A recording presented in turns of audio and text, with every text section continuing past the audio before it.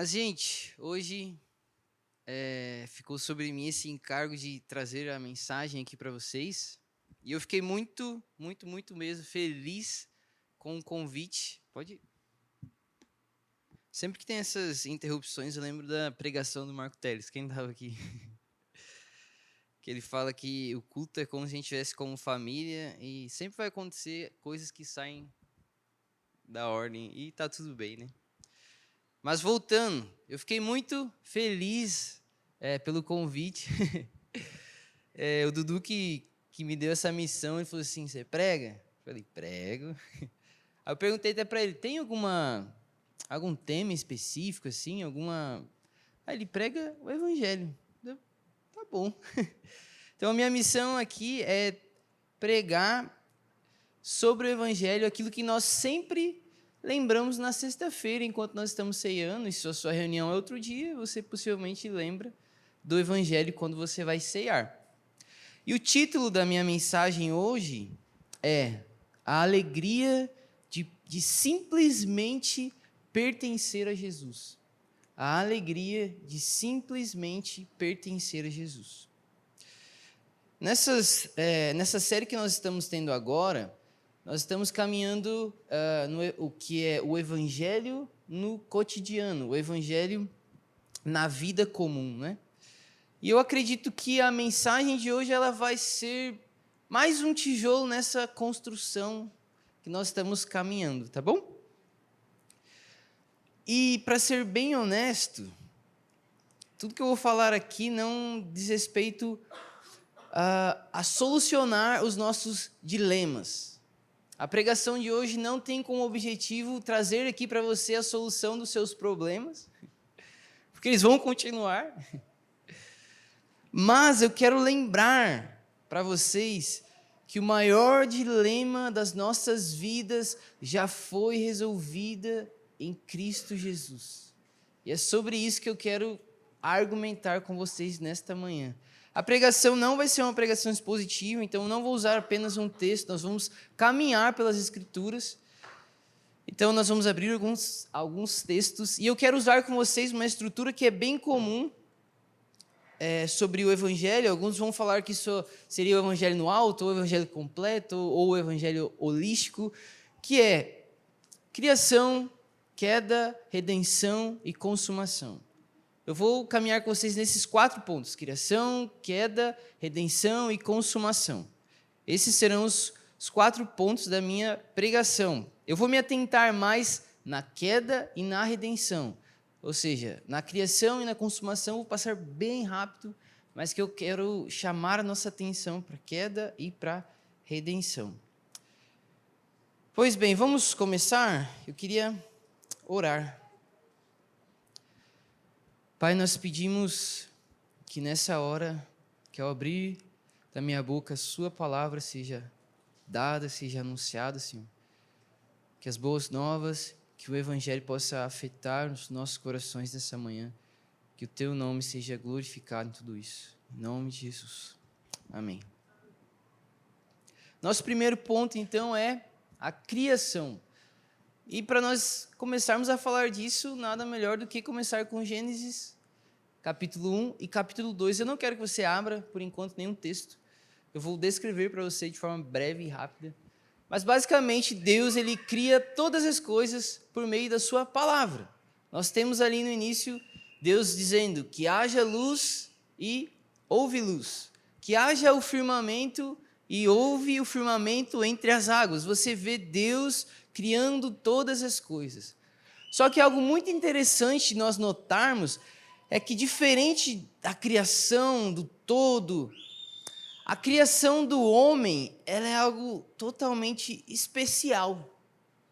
Porque você não vê ali Deus dizendo assim, que haja o homem e o homem veio a existir. Não, você tem um Deus que se envolve na criação do homem.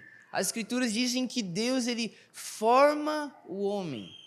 Percebe a diferença entre a criação de céus e terra por meio da palavra e a figura que nós temos em Deus, de um Deus que se aproxima e forma o homem?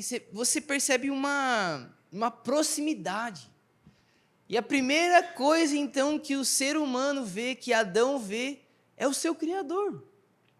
Porque Deus, ele sopra sobre as narinas de Adão, sopra o fôlego de vida sobre ele, então os olhos de Adão são abertos e ele vê o seu Criador. Diferente de todas as outras coisas na criação, nós temos esse relato de um Deus que é próximo do homem, um Deus que criou o homem, que formou o homem com suas próprias mãos. Parênteses, não que Deus tenha mão, tá? Mas é uma forma da gente entender essa proximidade. Senão o CJ já olha para mim, mano, Deus não tem mão, não. Prosseguindo, segundo ponto, como nós bem conhecemos, a história não termina aí. Na verdade, tudo aquilo que era bom, e nós temos esse relato, tudo que Deus cria é bom, essencialmente bom. Mas a história, ela continua. Esses são apenas 2 capítulos de uma Bíblia que tem muitos capítulos. E tudo que nós vamos ver a partir de agora é a história de um Deus que está redimindo o seu povo. Eu queria que você deixasse sua Bíblia aberta aí em Gênesis 3:15.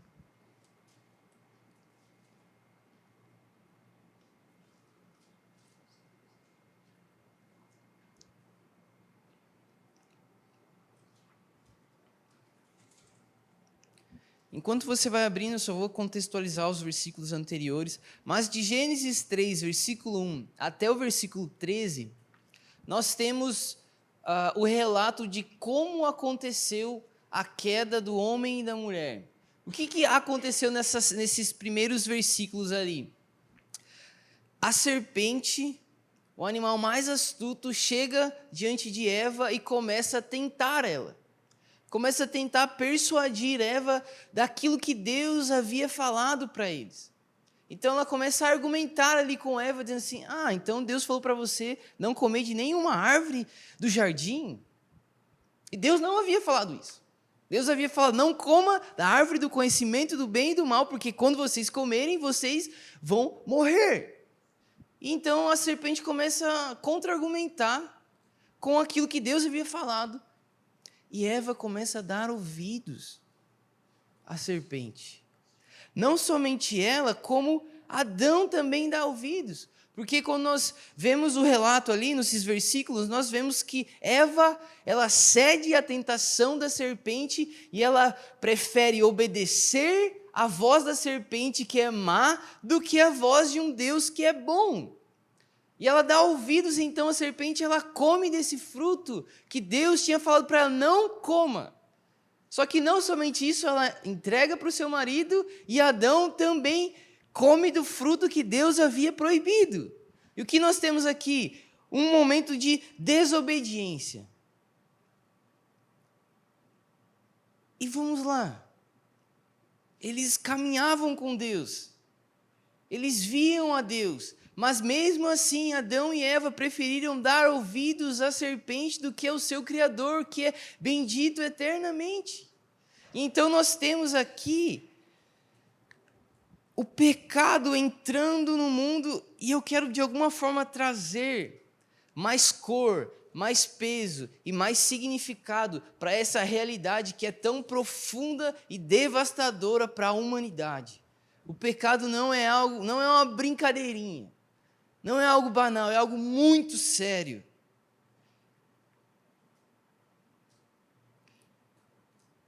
E aí o que acontece então? Logo após Adão e Eva comerem do fruto, você vê Deus vindo, como ele sempre vinha ao jardim. E aí ele percebe algo estranho. Ué, mas cadê Adão? E ele chama, Adão, cadê você? Eu venho aqui sempre, cadê você? Era para você estar aqui. Esse é o nosso costume, essa é a nossa relação, nós somos relacionais. E então, Adão, ele diz, eu tive medo e vergonha, então eu fugi. E algo extremamente importante de dizer aqui é que Adão, ele é uma pessoa real, uma pessoa histórica, assim como Abraão. Adão não é uma figura mítica. Adão não é um conto. É uma pessoa real. que viveu na história. O autor de Gênesis, ele trata Adão assim como ele tratou, por exemplo, Abraão. É uma pessoa real, que viveu na história. Só que trouxe um impacto extremamente negativo para a criação. Vamos ler então Gênesis 3,15? Os teólogos vão apontar que essa passagem é como se fosse a primeira menção do Evangelho. A primeira sementinha do Evangelho está nesse versículo.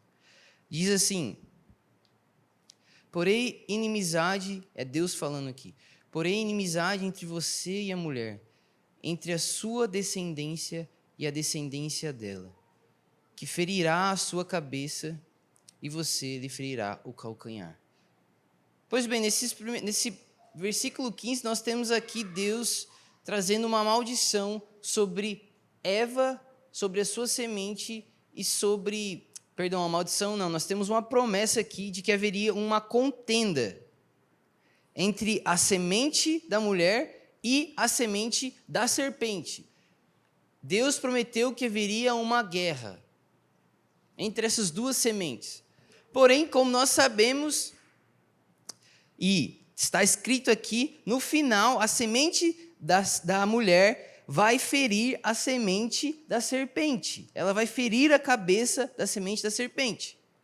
E nós entendemos, quando nós olhamos para a narrativa bíblica, que isso aqui aponta para a realidade de Jesus. De Jesus sendo esse que é a semente da mulher, que vence a semente da serpente. Tá, dito tudo isso para vocês, nós temos aqui então a entrada do pecado no mundo. Mas eu quero também aprofundar um pouquinho mais a relação do pecado, de como o pecado nos afeta hoje. Porque sem Adão nós temos a entrada do pecado, e Adão ele era uma espécie de um representante nosso, assim como, por exemplo, o presidente atual é o nosso representante, e ele deveria, não é que ele faz, mas ele deveria de fazer a nossa vontade do povo, ele seria o nosso representante. Assim, nós temos em Adão alguém que nos representou e alguém que errou, que desobedeceu. E então Adão e Eva, eles são amaldiçoados e expulsos do jardim. E não sei se você lembra que eu falei para vocês que Deus disse assim: quando vocês comerem do fruto, vocês morreriam. Mas vamos lá, Adão e Eva ficaram vivos. Eles foram expulsos. E a grande questão é, Adão estava morto para com Deus, mas agora vivo para com o pecado. Essa é a realidade da humanidade. Vamos abrir lá então em Romanos 3. Eu quero apertar um pouquinho mais. Romanos 3, versículo 10 e 11.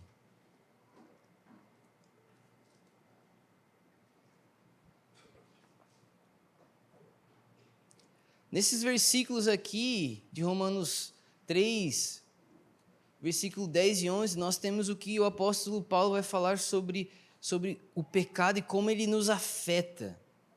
E como ele afeta toda a humanidade.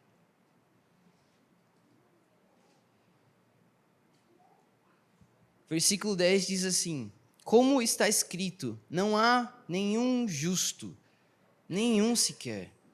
Não há quem entenda, não há quem busque a Deus. Quero chamar sua atenção para essa primeira expressão que Paulo usa: não há um justo sequer. O que Paulo está argumentando aqui é que isso é uma posição legal. Legal no sentido de lei. Não há justo. Não há ninguém justo. Está carimbado sobre a humanidade. Ninguém é justo. Não tem justiça na humanidade. E beleza, você pode pensar assim: ah, mas eu sou mais justo que o irmão aqui do meu lado. O Ibsen pode falar assim: não, eu sou mais justo que o CJ. Mas quando nós olhamos do ponto de vista de Deus, não há nenhum justo sequer. Porque a humanidade ela não é nivelada, como Tim Keller fala, por cima. Ela é nivelada por baixo. O solo da humanidade é reto. Porque o apóstolo Paulo vai dizer: todos pecaram e estão destituídos da glória de Deus. Você pode pensar que você é um pouquinho melhor do que o seu irmão, mas a verdade é que quando o apóstolo Tiago vai dizer, se você quebra um mandamento, você quebra aquele... Na verdade, quando você quebra um mandamento, você está transgredindo contra aquele que escreveu todos os mandamentos.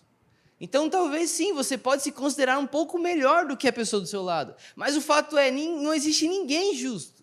Essa é a posição que você está, sem Deus. Essa é a posição que o pecado nos coloca. Nós somos todos iguais, injustos. Isaías 64 vai dizer que os nossos atos de justiça são como trapos de imundícia. São como absorvente. Sujo, impuro, é tudo manchado pelo pecado. E aí o apóstolo Paulo vai dizer que ninguém entende. Ninguém entende. Essa é a realidade que o pecado causa em nós, ele cauteriza o nosso coração. Nosso coração se torna duro e nós não conseguimos entender a realidade, nós não conseguimos entender Deus. O nosso coração, para você ter ideia, a gente estava sexta-feira compartilhando na ceia, e aí, não sei se vocês já pararam para pensar nisso, que Jesus em carne, o próprio Deus, a palavra de Deus encarnada, pregando a palavra de Deus, e as pessoas não converteram. Se Jesus pregou e as pessoas não converteram, essa é a dureza do coração. O coração do homem ele está duro em relação a Deus. Aí o apóstolo Paulo vai continuar dizendo que não há ninguém que busque a Deus. E nós sempre precisamos olhar do ponto de vista de Deus, porque talvez nós pensamos, não, eu busco a Deus. Eu venho aqui no culto, eu oro, eu faço coisas religiosas, mas a verdade é nossas intenções e motivações, elas estão contaminadas com o pecado. E talvez você possa sim falar, não, eu busco a Deus, mas nós temos a capacidade de fazer o bem com o coração errado, com o coração torto, com motivações equivocadas. Tamanha é a profundidade do nosso pecado. E para ilustrar um pouquinho isso daqui, pensa comigo, em 3 pessoas que decidiram nadar do Brasil para o Japão. É um desafio grande, não? E a primeira pessoa não sabia nadar. E ela começou a nadar. E aí, quando não deu pé, o que aconteceu? Ela afogou e morreu. A segunda pessoa era um nadador um pouco melhor. Não era alguém experiente, não era alguém profissional. E ela tentou. Começou a nadar. Não deu pé, ela continuou um pouquinho mais. Só que o que aconteceu? Ela também afogou e morreu. E aí chegou um nadador profissional. Disse, não, agora está comigo. Ele começa a nadar, nada quilômetros. E aí o que acontece? Dá cãibra, e ele afoga e morre. A pergunta é, teve alguém que afogou menos? Teve alguém que se afogou mais? Se você é um pervertido, imoral, ou um religioso, se você não crer em Deus, você vai afogar da mesma forma. Não há um justo, não há quem entenda e não há quem busque a Deus. Quando nós comparamos o pecado com o câncer, que é uma doença muito terrível, a verdade é que nós estamos colocando uma maquiagem no pecado. Porque o pecado é muito pior do que o câncer. O Neto falou uma analogia muito boa. Quem aqui já assistiu The Last of Us? Uma série fenomenal. E a ideia da série é que no primeiro episódio ali fazem uma apresentação e perguntam para alguns cientistas sobre como seria uma forma do mundo acabar. E aí eles estão argumentando lá e aí uma pessoa traz uma ideia que seria por meio da infestação de fungos. Se um fungo conseguisse, que ele é um parasita, encontrar no ser humano um lugar para se hospedar, um hospedeiro, a humanidade estava terminada. Teria decretado ali o seu fim. Porque não tem como parar. Só que, graças a Deus, isso é impossível, cientificamente falando, não? Meu Deus. Só que a série ela vai argumentar que isso, o fungo conseguiu uma mutação e ele conseguiu ali, então, encontrar no homem o seu hospedeiro. E aí, o que acontece com as pessoas? Elas são controladas por esse parasita. O corpo dela é alimentada, o corpo do ser humano que é alimentado por esse parasita. Ele controla o comportamento da pessoa. E, por fim, o parasita destrói a pessoa. Quando você olha para essa realidade, o pecado é a mesma coisa. Ele controla a nossa vontade, nosso desejo, nosso comportamento e, no final, ele nos destrói. Isso que é o pecado, ele cheira podre diante de Deus. Agora abre comigo lá em João 7, nós vamos ver uma fala de Jesus que é incrível.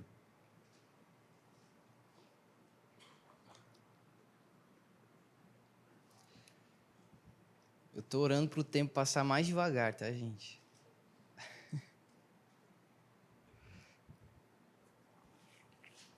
João 7, versículo 37 vai dizer assim: no último dia da festa, o dia mais importante, Jesus se colocou em pé e exclamou: se alguém tem sede, venha a mim e beba. Essa festa aqui que João está se referindo era uma festa que os judeus, era uma festa de 8 dias que eles comemoravam a questão da colheita.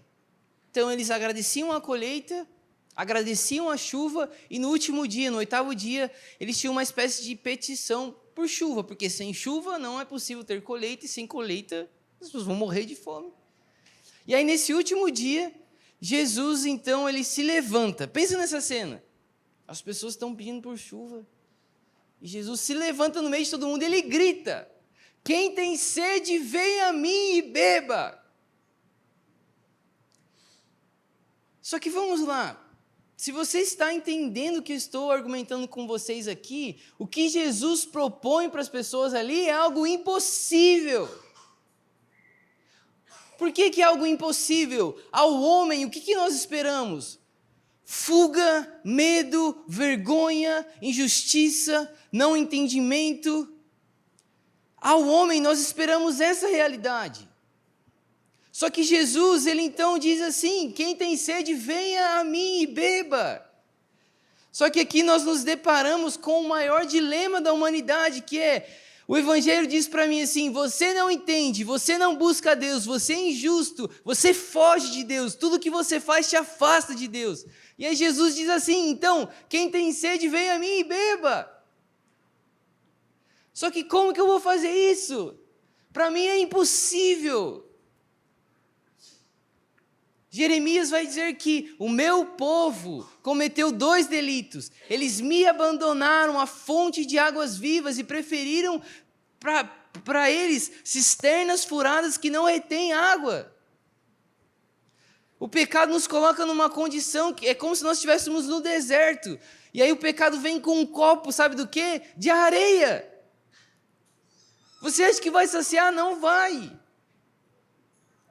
E tudo aquilo que nós fazemos não nos aproxima de Deus, pelo contrário, nos afasta. A nossa atitude é a mesma de Adão: eu tive medo e vergonha, por isso eu me escondi.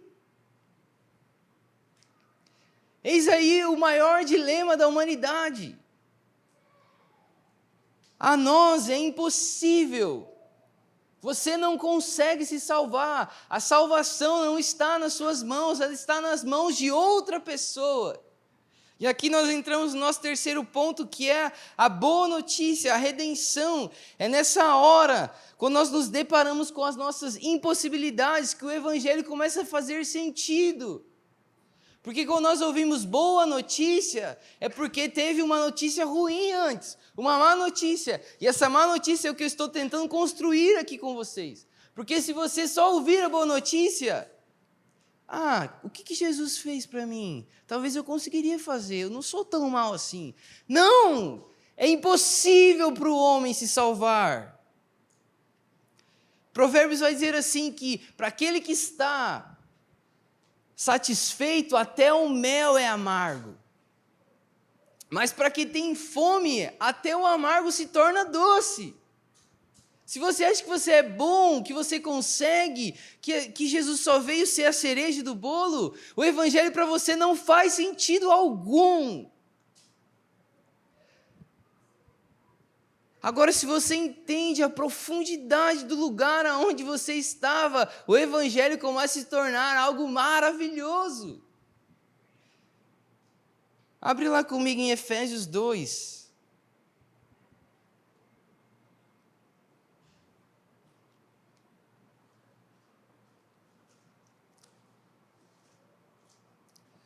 Efésios 2, versículo 8 e 9.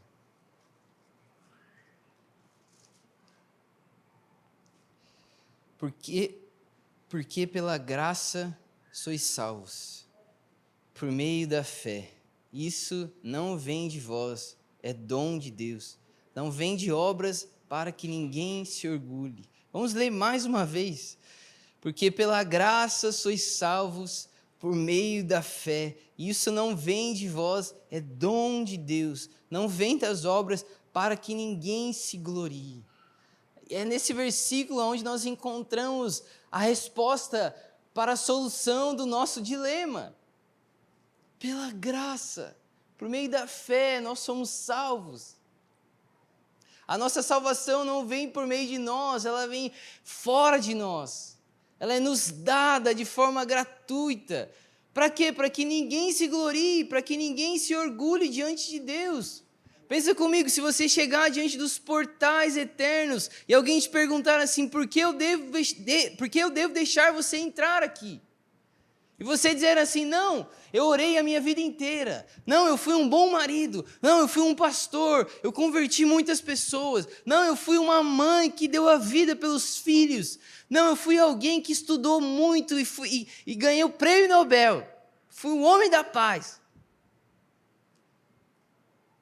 A resposta para você é, tá bom, mas aqui não tem espaço para você.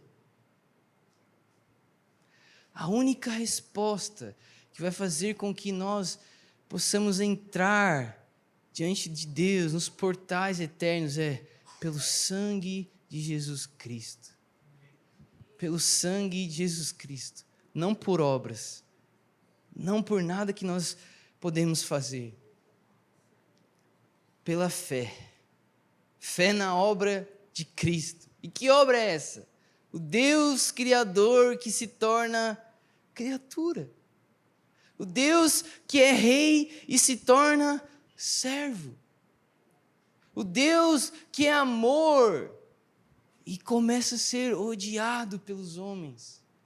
O Deus que é o autor da vida morre numa cruz, pendurado. O Deus que devia ser recebido com aclamações é odiado, chicoteado, açoitado. O Rei da Glória recebe uma coroa de espinhos e é pregado numa cruz. Isso é loucura para aqueles que estão padecendo, mas para nós é vida. Essa é a boa notícia para nós. Quando você começa a ouvir isso, não fica doce. Porque não tem a ver conosco, tem a ver com Ele. Essa é a alegria de pertencer a Jesus.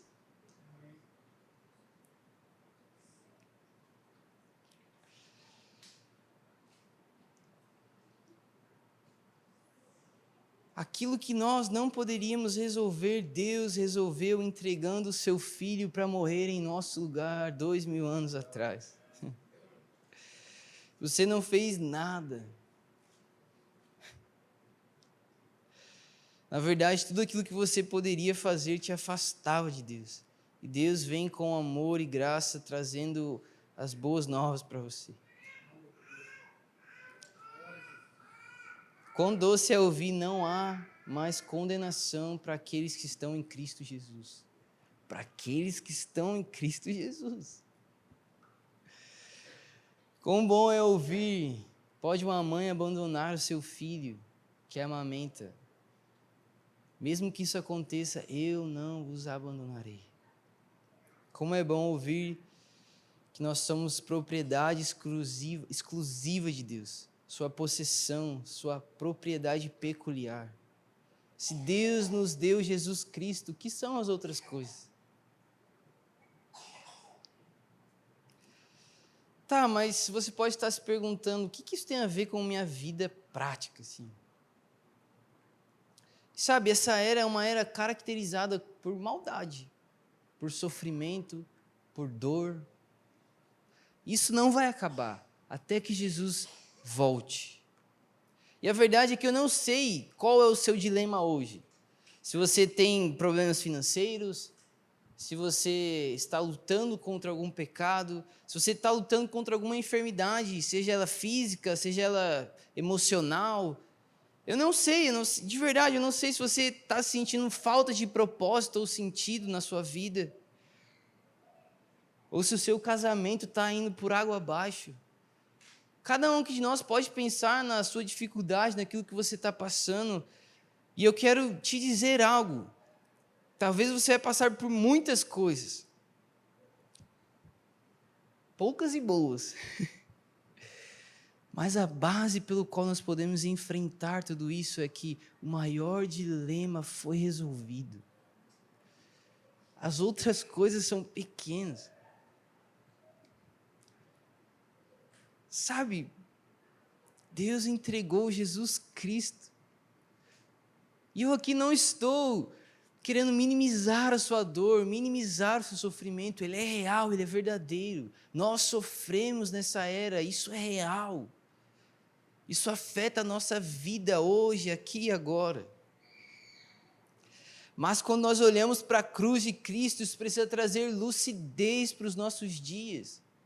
Nós estávamos aqui orando na segunda-feira e o Júnior fez uma oração que trouxe tanta luz para aquilo que eu estava preparando, porque ele começou a orar sobre Estevão.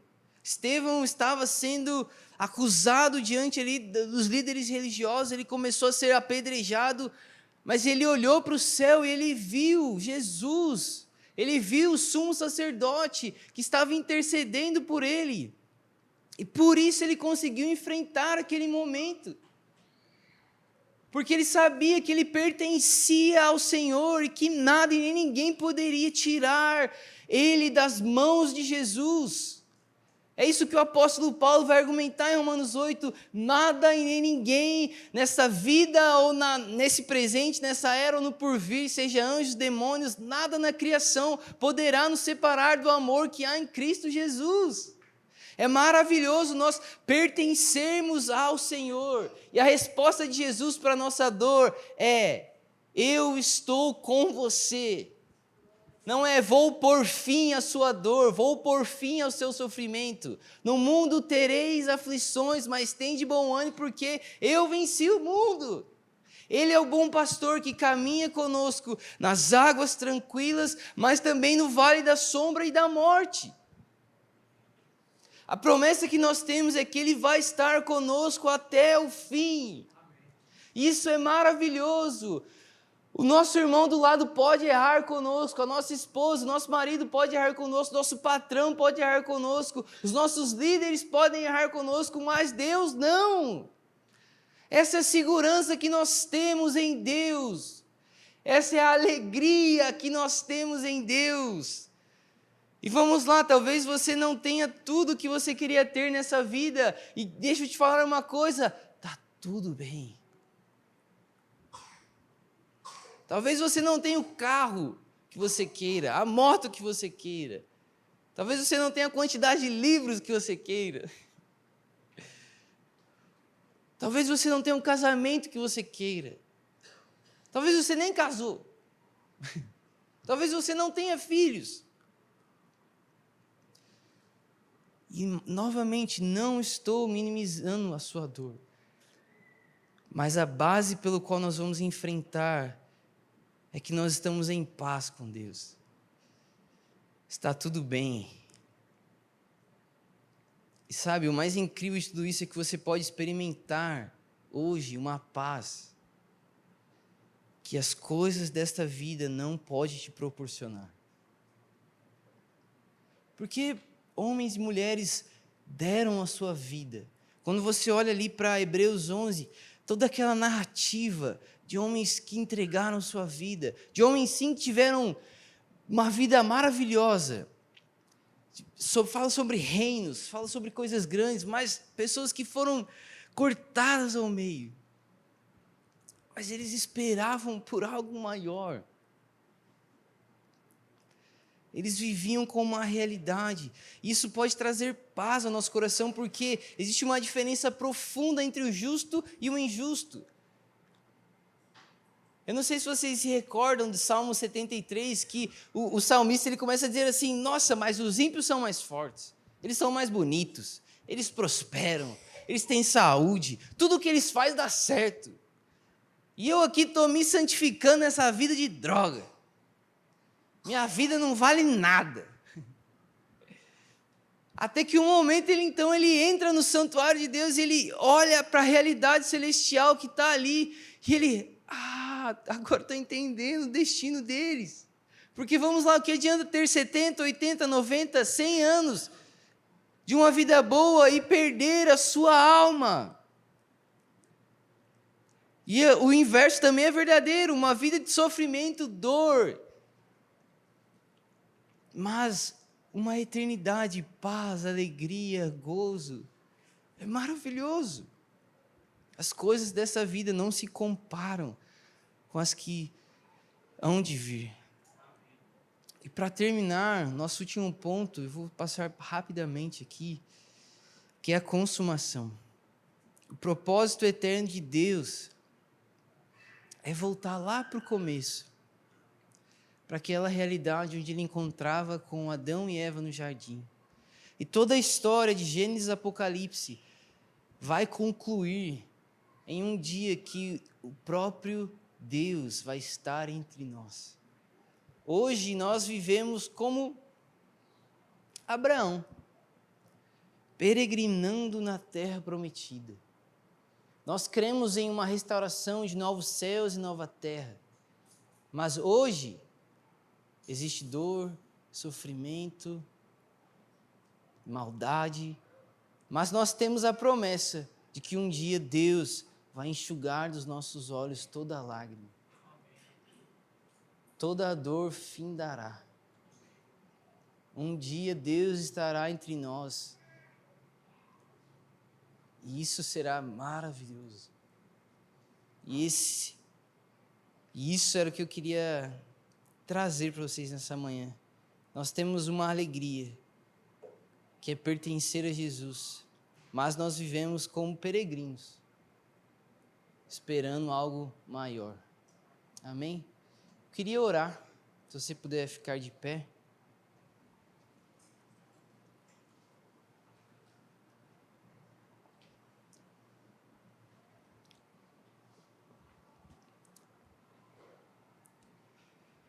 Senhor, eu quero pedir pela vida dos meus irmãos. Se existe alguém aqui que está vivendo os dias e perdeu o vislumbre da beleza que é ser salvo, da alegria que é pertencer ao Senhor. Restaura, Senhor, a alegria da salvação no nosso meio, Senhor. A alegria de, mesmo em meio ao caos desta vida, mesmo em meio aos turbilhões de coisas que nós precisamos fazer, mesmo em meio a uma vida que nós não temos tudo que nós queremos, que a alegria do simples fato de ser seu possa nos mover nesses dias, Senhor. Que a alegria de pertencer a um Deus que é amor, que é bom, que é justo, possa ser a motivação para nós enfrentarmos os nossos dilemas, as nossas dores e os nossos sofrimentos. Eu abençoo essa semana para você viver com base nessa verdade. Se você creu em Jesus, se você teve fé em Jesus e se arrependeu dos seus pecados, você pertence a Ele e nada pode te livrar da mão dele. E essa é a nossa vida, não só um momento da história, é diariamente, fé e arrependimento, dia após dia, dia após dia. Amém? Deus abençoe.